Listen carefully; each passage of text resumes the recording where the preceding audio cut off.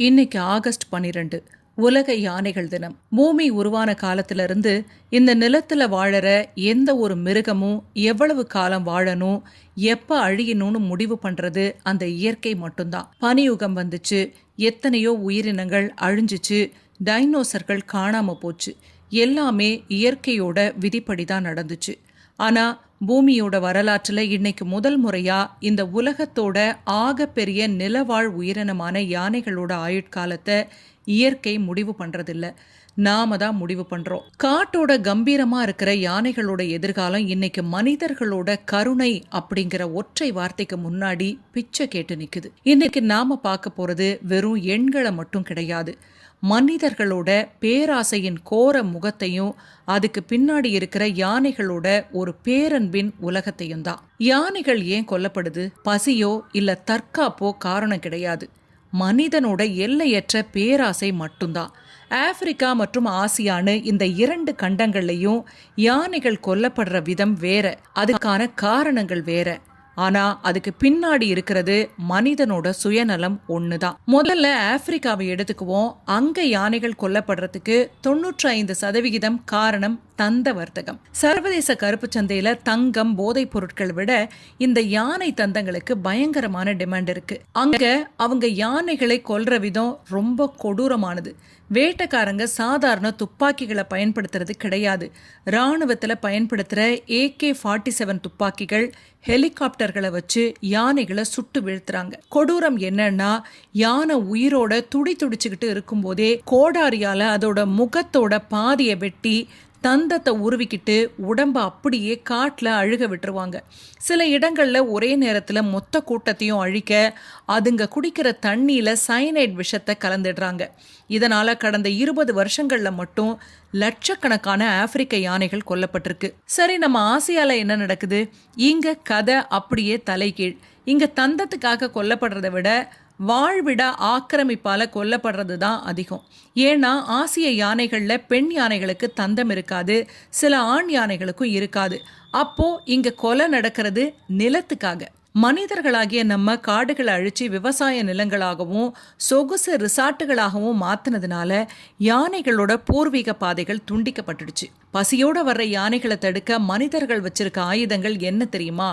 அவிட்டுக்காய் அப்படின்னு சொல்லப்படுற தாடை வெடிகள்.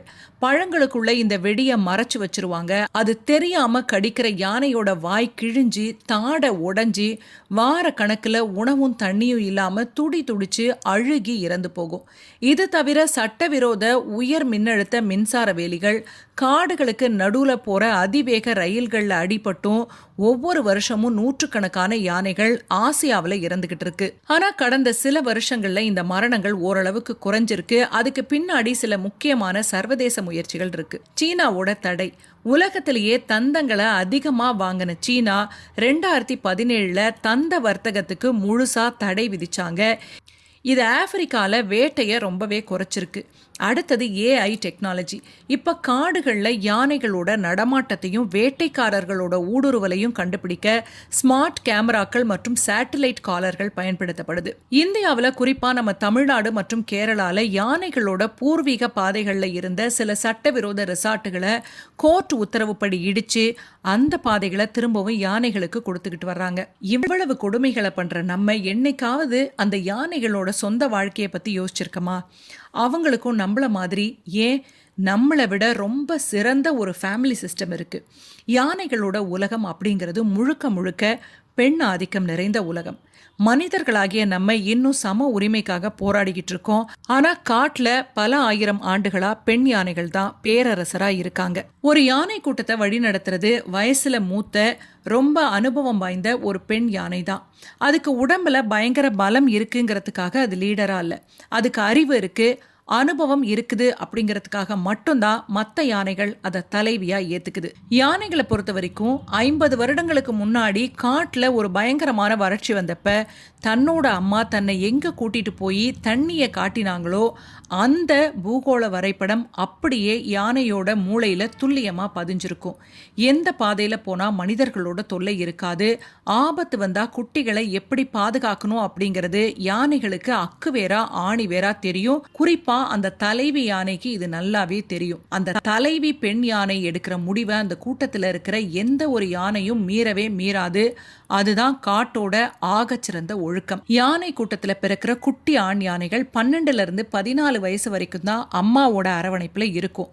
மனிதர்களை மாதிரியே அதுங்களுக்கும் பருவ வயசு வரும்போது தன்னாதிக்க உணர்வு தலை தூக்கும். அப்ப கூட்டத்தோட ஒழுங்க அதுங்க கெடுத்துடக்கூடாது அப்படிங்கிறதுக்காக கூட்டத்தை விட்டு மெதுவா வெளியேற்றப்படும்.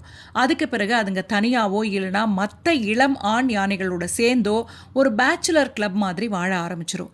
ஆண் யானைகள் ஏன் தனியா வாழுதுன்னா, அதுங்க அந்த காட்டோட காவலர்கள் மாதிரி தூர இடங்களுக்கு போய் புது பாதைகளை உருவாக்குறதுக்கும் மரபணு மாறுபாட்டுக்காக வேற கூட்டத்து பெண் யானைகளை தேடி போறதுக்கும் இயற்கையே வகுத்த விதிதான் அது. யானைகளோட காதல் இருக்கே, அது ஏதோ உடலியல் சார்ந்த விஷயம் மட்டும் கிடையாது.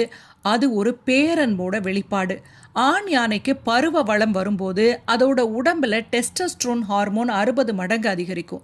அந்த நேரத்தில் அது பெண் யானையை தேடி ரொம்ப தூரம் பயணிக்கும். மனிதர்களாகிய நம்ம காதுகளால கேட்கவே முடியாத ஒரு ரகசிய மொழியை யானைகள் பயன்படுத்துது. அதுக்கு அறிவியல் பூர்வமா இன்ஃப்ராசானிக் கம்யூனிகேஷன் அப்படின்னு பேரு. மனித காதுகளால 20 ஹெர்ட்ஸுக்கு கீழே இருக்கிற ஒலிகளை கேட்க முடியாது. ஆனா யானைகள் தங்களோட தொண்டையில இருந்தும் கால்கள்ல இருந்தும் ஒரு விதமான மெல்லிய அதிர்வு ஒலியை எழுப்பும். இந்த ஒலி காட்டோட தரை வழியாவோ இல்லைன்னா காத்துல 5 to 10 கிலோமீட்டர் தூரம் வரைக்கும் டிராவல் பண்ணும். நான் இங்கே இருக்கேன், எனக்கு ஒரு பார்ட்னர் வேணும் அப்படிங்கிற அந்த ஆண் யானையோட மெசேஜ் பல கிலோமீட்டர் தூரத்தில் இருக்கிற பெண் யானையோட கால்களுக்கு தரை அதிர்வா போய் சேரும். யானைகளோட காதல்ல பெண்ணோட சம்மதம் தான் அல்டிமேட் தீர்ப்பு. ஆண் யானை வந்த உடனே காதல் செட் ஆகிடாது. பெண் யானை அந்த ஆணோட கம்பீரத்தையும் அதோட ஆரோக்கியத்தையும் ரொம்ப உன்னிப்பா கவனிக்கும். தன்னோட தும்பிக்கையை நீட்டி ஆண் யானையோட உடம்ப மெதுவா தொட்டு மோப்பம் பிடிக்கும். அவங்களோட காதல் உறுதியானதும் அந்த 2 பிரம்மாண்ட உயிரினங்களும் தங்களோட தும்பிக்கைகளை ஒன்னோட ஒண்ணு பின்னி பிணைத்து கொள்ளும் பாருங்க. அது மனிதர்கள் கை கோக்குறதை விட ரொம்ப ஆழமான ஒரு கமிட்மெண்ட். பல மணி நேரம் அதுங்க ஒண்ணுக்கு ஒண்ணு ரகசிய ஒலிகளை எழுப்பி தங்களோட அன்பை பகிர்ந்துக்கும். இவ்வளவு அழகான காதல், இவ்வளவு நேர்த்தியான குடும்ப உறவு, மனிதர்களை மாதிரியே தன்னோட இனம் இறந்தா கண்ணீர் விட்டு அழுற எமோஷன், இத்தனையும் கொண்ட இந்த சாதுவான ஜீவன்களை நம்ம என்ன பண்ணிக்கிட்டு இருக்கோம்? ஆரம்பத்துல கேட்ட அதே கேள்வியை தான் நான் உங்ககிட்ட கேட்கிறேன். இவங்களோட ஆயுச முடிவு பண்ண நம்ம யார்? இயற்கை இவங்களுக்கு 70 வருஷ வாழ்நாட்களை கொடுத்திருக்கு. ஆனா மனிதனோட பேராசை அதை சில வருடங்களா சுருக்கிடுச்சு. ஒண்ணு அது துப்பாக்கி குண்டுக்கு பலியாகணும், இல்லைன்னா மின்சார வேலியில கருகணும், அதுவும் இல்லைன்னா ரயில்ல அடிபட்டு சாகணும். பூமி தோன்றி காடுகள் உருவாகி பல லட்சம் ஆண்டுகளா இந்த பூமியை பண்படுத்தினது யானைகள் தான். காட்டோட உண்மையான விவசாயி யானை தான். அது சாப்பிட்டு போடுற எச்சத்துல இருந்து பல லட்சம் மரங்கள் முளைச்சது. அது நடந்து உருவாக்கின பாதைகள்ல தான் மற்ற விலங்குகளும் நடக்குது. சுருக்கமா சொன்னா, யானைகள் இல்லைன்னா காடுகள் இல்லை, காடுகள் இல்லைன்னா மனிதர்களாகிய நாமும் இல்லை. ஆரம்பத்துல கேட்ட அதே கேள்விதான், இந்த யானைகளோட ஆயுச முடிவு பண்ண நம்ம யார்? சிந்திச்சு பாருங்க. நம்மோட அடுத்த தலைமுறை யானைகளை வெறும் புத்தகங்கள்லையும் AI வீடியோக்கள்லையும் தான் பார்க்கணுமா, இல்லைன்னா காட்டோட கம்பீரமா அதுங்க என்னன்னைக்கும் வாழணுமா? ஆகஸ்ட் 12 இந்த உலக யானைகள் தினத்துல நம்ம அதுங்களுக்கு செய்ய வேண்டிய ஒரே ஒரு உதவி, அவங்களோட இடத்தை நம்ம ஆக்கிரமிக்காம இருக்கிறது மட்டும்தான். அவங்களோட பாதைகளை அவங்களுக்கே விட்டுருவோம். இந்த செய்தி உங்களுக்கு பிடிச்சிருந்தா தயவு செஞ்சு இதை உங்களுக்கு சுத்தி இருக்கிறவங்களுக்கு ஷேர் பண்ணி ஒரு விழிப்புணர்வை ஏற்படுத்துங்க. உங்க கருத்துக்களை கமெண்ட்ல சொல்லுங்க.